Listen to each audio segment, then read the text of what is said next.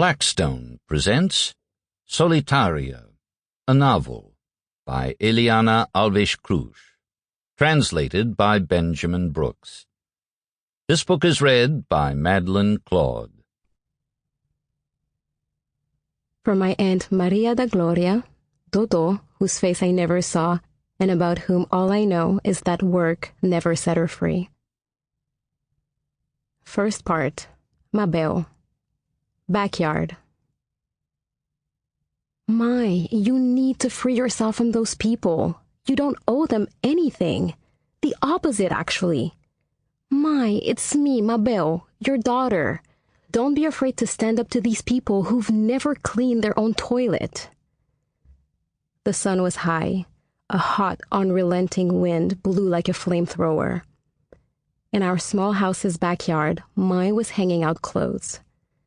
Because of the heat, useful for drying clothes faster and keeping the colors vibrant, each time she hung a piece of clothing on the clothesline, sweat dripped off the shirt, the pants, the towel, and along with it came tears that she tried and failed to disguise.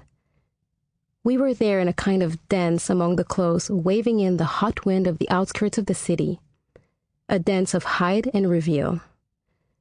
I was tense, not disguising my anger or leaving anything out.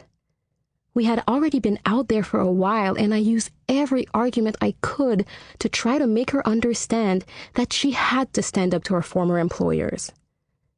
She stopped what she was doing for half a second and lowered her head, with her arms in the air hanging up the scrubs with my name embroidered on them. Then she kept on stretching, hanging, pinning, closing herself into a silence that agonized me. I noticed the patient way she bent to get the clothes.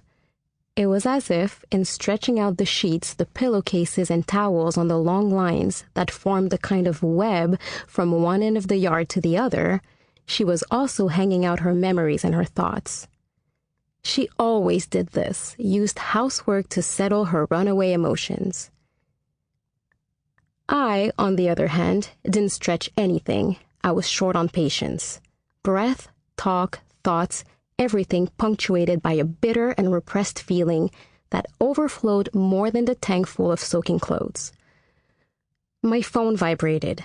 It had been in all the papers. The woman for whom my mother had worked for more than 20 years had just been indicted for a terrible crime. The press had discovered that Donna Eunice, the former employee of the accused, could have key information to help clarify the incident. They had discovered my number. Sample complete. Ready to continue?